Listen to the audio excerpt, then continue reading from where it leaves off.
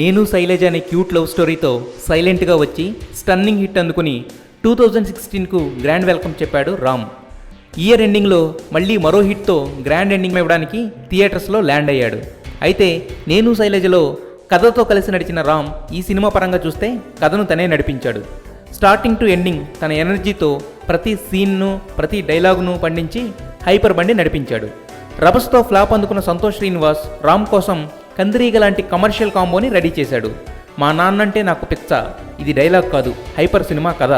ఈ single point చుట్టూ అన్ని ఎలిమెంట్స్ అందంగా ఆలడానికి ట్రై చేశాడు. కొంతవరకు సక్సెస్ అయ్యాడు.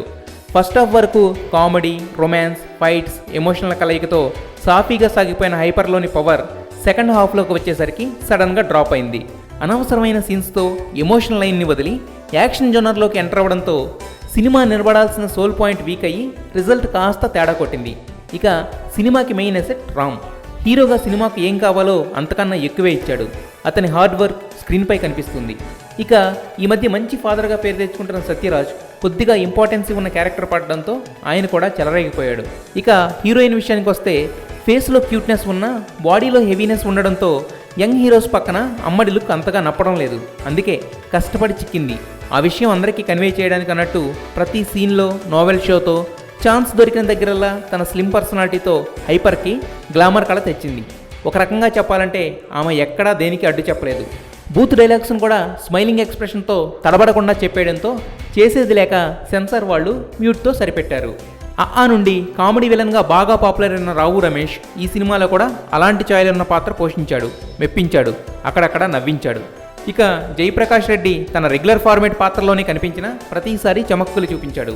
పోసాని ఉన్న సీన్స్ లెక్కపరంగా తక్కువే అయినా ఉన్నంతలో తన స్లాంగ్తో తనకు అలవాటైన యాక్టింగ్తో ఎంటర్టైన్ చేశాడు. మురళీ శర్మని డాన్గా తీసుకోవడం రాంగ్ జడ్జిమెంట్ అనిపిస్తుంది.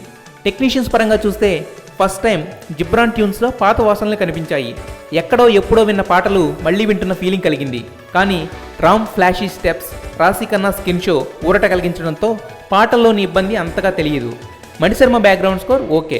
టెక్నీషియన్స్లో 100% హార్డ్ వర్క్తో ఓపెనింగ్ ఫ్రేమ్ నుండి ఎండింగ్ కార్డ్ వరకు అలసిపోకుండా అలసత్వం ప్రదర్శించకుండా పనిచేశాడు సినిమాటోగ్రాఫర్ సమీర్ రెడ్డి. సీన్లో కంటెంట్ లేకపోయినా కెమెరామ్యాన్ పనితనం, సమీర్ మార్క్ కంపల్సరీ కనపడుతుంది. డైలాగ్ రైటర్ అబ్బూరి రవి సందర్భానికి సరిపడా డైలాగ్స్ రాసి డైరెక్టర్కి బ్యాక్ బోన్లా నిలిచాడు. కంటెంట్ తగ్గిన సీన్స్లో కూడా అబ్బూరి కలం అద్భుతంగా అక్షరాలు రాయడంతో థియేటర్లో కాస్త నవ్వులు పండాయి. సినిమా కథను వైజాగ్ బ్యాక్డ్రాప్లో నడపడం మరో ప్లస్ పాయింట్. ఫ్రెష్ విజువల్స్ దొరికాయి. ఫస్ట్ హాఫ్లో బలంగా టైటిల్లోని పవర్ను రిఫ్లెక్ట్ అయ్యేలా ఉన్న హైపర్ సెకండ్ హాఫ్లో బ్యాక్ స్టెప్ తీసుకోవడం కొంచెం డిసప్పాయింటెడ్ మ్యాటర్. ఓవరాల్గా హైపర్ ఒక్కసారి చూడదగ్గ కమర్షియల్ ఎంటర్టైనర్. అమ్మాయి సముద్రం లాంటిదిరా, కవ్విస్తుంది, మురిపిస్తుంది. నేను నీకు నచ్చలేదా? ఏముందవరా దేవతరా తను. చేతనైతే మనం అందరూ చేపలు పట్టుకోవాలి కానీ చెయ్యంది వద్దురా.